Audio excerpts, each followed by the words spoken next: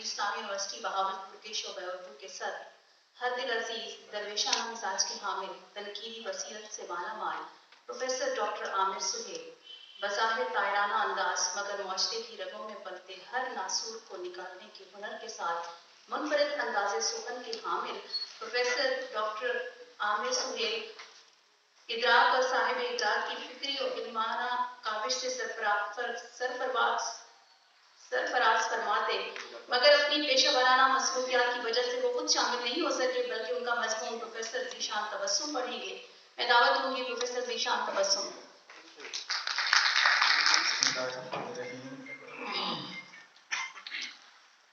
صاحب ادراک ڈاکٹر نواز قابل صاحب، قابل احترام سید عابد الولی صاحب، مہمانان گرامی، خواتین و حضرات، سچی بات یہ ہے کہ استاد الاساتذہ پروفیسر بشیر فرح صاحب اور ڈاکٹر سید قاسم جلال صاحب کے بعد اسٹیج پہ آنا اور گفتگو کرنا سخت بے ادبی ہے۔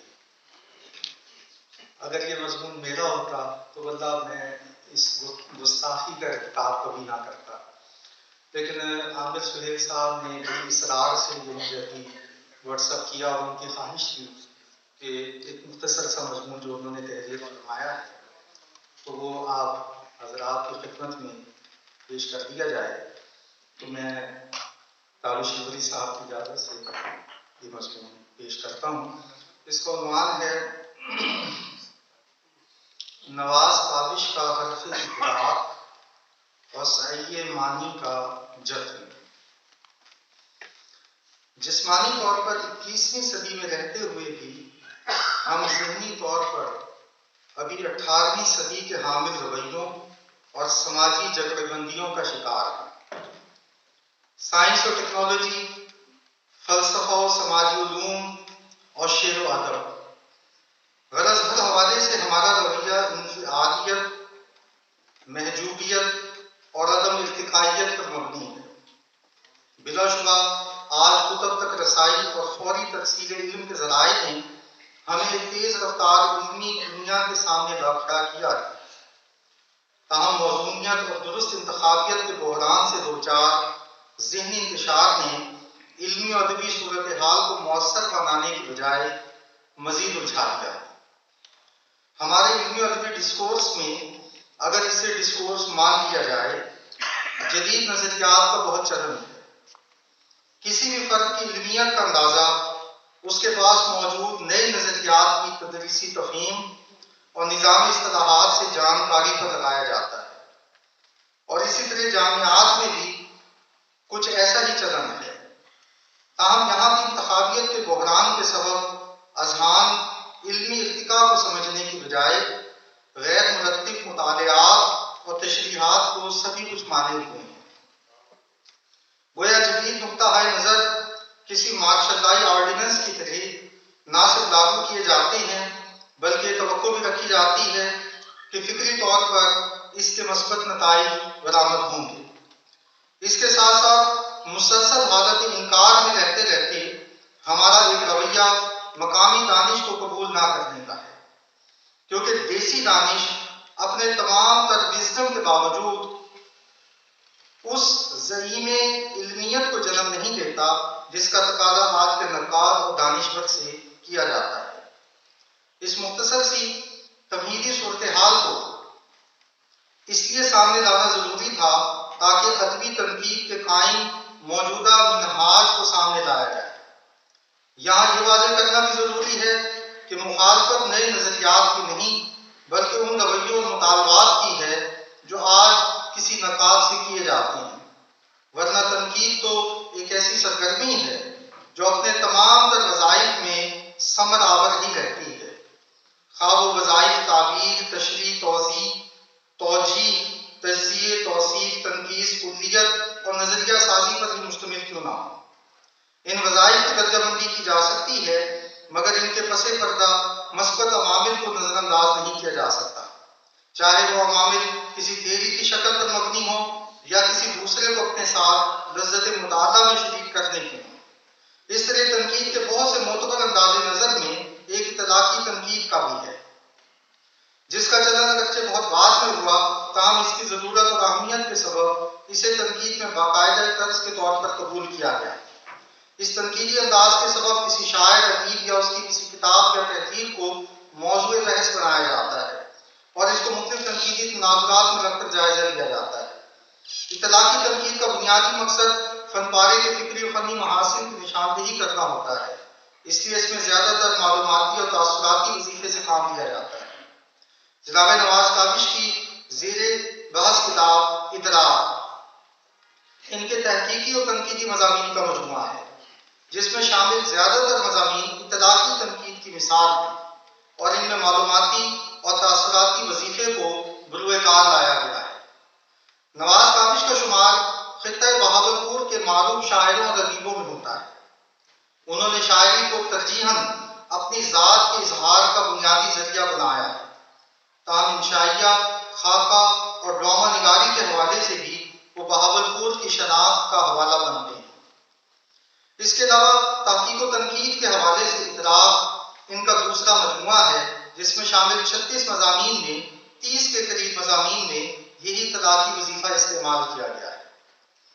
ادراک میں شامل مضامین کے انتقادی معیار کا جائزہ لیں تو یہ بات سامنے آتی ہے کہ نواز کاوش نے نہایت سادہ اور سیدھے طریقے سے اپنے مطالعات کو ایسے تجزیے کی شکل دی ہے جس میں ممکنہ معروضیت کے ساتھ ساتھ محبت اور مودت کے جذبات کا واضح اظہار ملتا ہے۔ عام طور پر تنقید میں اس میں صفات کے استعمال کو جانبدارانہ رویے کا اظہار سمجھا جاتا ہے، مگر نواز کاوش نے اپنے تنقیدی اور تحقیقی شعور کو بروئے کار لاتے ہوئے اپنی زیادہ تر توجہ شخصیت سے زیادہ متن کو دی ہے اور متن ہی کے تجزیے سے اپنا نتیجہ اخذ کرنے کی کوشش کی ہے۔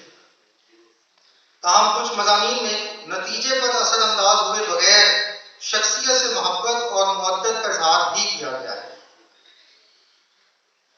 یہ وہی ہے کہ یہی وجہ ہے، غالباً وہ لکھنا چاہتے تھے کہ ڈاکٹر اسلم ادیب ایسے نقاد نے نواز کاوش کو مثبت اور متوازی رویوں کا حامل، غیر جانبدار نقاد اور محقق قرار دیا ہے۔ مثال کے طور پر وہ لکھتے ہیں، اس دقیق اور دشوار علم کو اپنے اندر جذب کرنے والا نہ صرف خوبصورتیوں کو زیادہ وضاحت سے سمجھتا ہے بلکہ رنگوں، پھولوں، کوہساروں اور مخلوقات کے خلق ہونے کے عوامل تک بھی پہنچ سکتا ہے۔ اس کے لیے اعلیٰ فکری صلاحیتوں کی ضرورت ہوتی ہے۔ ان صلاحیتوں میں کسی حد تک پروفیسر نصیر احمد ناصر پورے اترتے نظر آتے ہیں۔ مضمون: ڈاکٹر نصیر احمد ناصر ایک نابغہ روزگار شخصیت۔ ایک اور اقتباس ہے، سید علی احمد غزل اور نظم دونوں پر قدرت رکھتے تھے، لیکن ان کا اصل میدان غزل تھا۔ مزاج کی تلخی اور دیگر وجوہات کے باعث الگ تھلگ رہ کر کسی ادبی گروہ سے وابستگی کی بجائے اپنی ذات کے حصار میں مقید رہے۔ مضمون: منفرد لب و لہجے کا شاعر سید علی احمد۔ اس انداز کی بہت سی مثالیں ادراک سے دی جا سکتی ہیں، جس میں وہ بہت لطیف انداز سے شخصیت یا فن کے پہلوؤں کا تجزیہ کرتے ہیں۔ بادی نظر میں یہ انداز بہت حد تک عمومیت کا رنگ لیے ہوئے ہے، جبکہ جدید تنقید میں ضرورت اس امر کی ہوتی ہے کہ تنقید وسیع کی بجائے عمیق زاویہ نظر رکھے۔ تاہم مندرجہ بالا دو مثالوں اور کتاب میں شامل لگ بھگ ہر مضمون میں ایسی مثالیں مل جائیں گی جنہیں اگر غور کیا جائے تو سادہ اور سلیس لفظوں میں یہ گہرائی پڑھنے والوں کو دکھائی دے جاتی ہے۔ کتاب میں شامل مضامین کا ایک اہم حصہ بہاولپور اور بہاولپور کے ادبا اور شعراء پر مشتمل ہے۔ یہ مضامین محض فنکاروں کا جائزہ ہی نہیں ہے، بلکہ ایک سطح پر یہ مضامین بہاولپور کی متوازی ادبی تاریخ بھی مرتب کرتے نظر آتے ہیں۔ نواز کاوش خطہ بہاولپور کو ایک دبستان کا درجہ دیتے ہیں اور کتاب میں شامل کئی مضامین میں اس کا اظہار بھی کیا گیا ہے۔ جہاں تک دبستان کی بحث کا تعلق ہے تو دہلی اور لکھنؤ کے دبستانوں کے اذکار ہم نے نصابی کتب کے طور پر پڑھے ہیں، جبکہ خاکسار کا خیال ہے کہ مذکورہ دونوں شہروں کو الگ الگ دبستان کہنا درست نہیں ہے۔ اس کے بعد تو گویا دبستان ہی کھل گیا۔ لاہور، کراچی، پنڈی اور ملتان، ہر شہر نے خود کو دبستان کے درجے پر فائز کر لیا۔ کچھ ایسی کیفیت بہاولپور کی بھی ہے. ممکن ہے آپ حضرات کو میری بات پسند نہ آئے، مگر میرے خیال میں نواز کاوش کا شہر کو دبستان کہنا بہاولپور سے ان کی بے پناہ محبت کا اظہار ہے.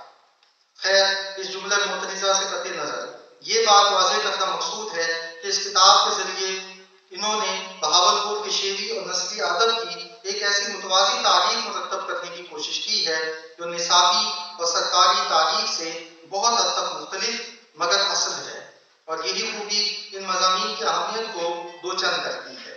ایک اقتباس کتاب سے: اسلامی یونیورسٹی کے شروع کا زمانہ تھا، ہر طرف مسائل ہی مسائل تھے، عمارت ناکافی تھی، کیمپس کے لیے زمین درکار تھی، مزید شعبے کھولنے تھے اور ان میں کلاسوں کا اجرا بھی باقی تھا. جب انہوں نے چارج سنبھالا، اسلامیات میں 39، معاشیات میں 59، تاریخ میں 37، عربی میں 7، فزکس میں 32، شماریات میں 23، کیمسٹری میں 34، انگریزی میں 56، سیاسیات میں 40 اور اردو میں 29 طلبہ زیر تعلیم. ڈاکٹر افتخار احمد صدیقی 15 مارچ 1980 میں اسلامی یونیورسٹی بہاولپور میں صدر شعبہ تعینات ہوئے. آتے ہی مجلس اقبال کا اجرا کیا، جس میں باقاعدگی کے ساتھ تنقیدی محافل کا انعقاد ہوتا رہا. ایک اور اقتباس دبستان بہاولپور کا پہلا اردو شاعر مولوی محمد اعظم ہے. مولوی محمد اعظم کے آباء جلال پور کھاکیاں سے بہاولپور آئے. ایک اور اردو کے پہلے منظوم سفر نامہ نگار قاضی محمد عارف بہاولپور کے نزدیک بستی بونگا محمد رمضان کے رہنے والے تھے، جو معروف نیشنل پارک لال سبحانگہ سے 2 فرسان کے فاصلے پر ہے. یہ وہاں چند مثالیں ہیں.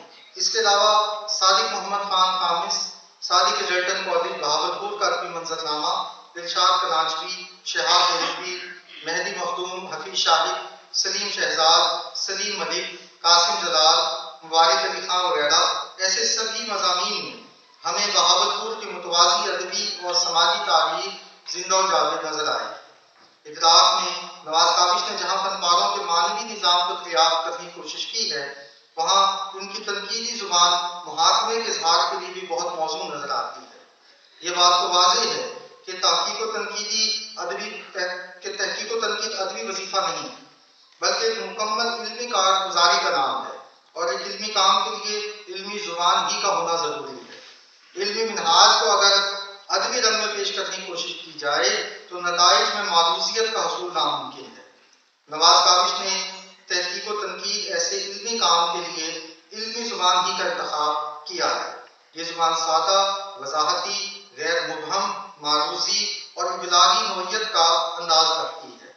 اس اعتبار سے اگر دیکھا جائے تو نواز کاوش نے بہت کامیابی سے ایک ایسا اسلوب اختیار کیا ہے جو ادبی چاشنی سے معمول ہونے کے باوجود ایک علمی انداز رکھتا ہے، اور یہی اس کتاب کے اسلوب اور ڈکشن کی اہم بات ہے.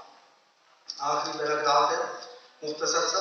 زیر نظر کتاب کے حوالے سے بہت سی باتیں اور بھی کی جا سکتی ہیں، تاہم اس مختصر وقت میں یہی کہنا کافی ہے کہ اگر تنقید اپنے معروض کے ساتھ مکالمہ کرنے کی صلاحیت نہیں رکھتی اور بھاری بھرکم اصطلاحات اور ادب طریقہ کار سے ہمیں اپنے ہی فنکاروں کی معنویت سے اجنبی بنا رہی ہو، یا پھر ہر معنی کو معطل کر کے سچ اور جھوٹ کو ایک ہی گرے ایریا میں تبدیل کر رہی ہو، تو یہ ذہنی انتشار ہو سکتا ہے یا پھر کارپوریٹو ایجنڈا.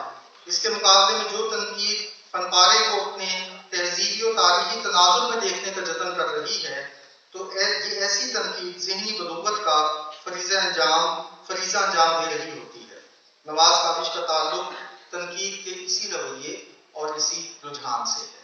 بہت شکریہ.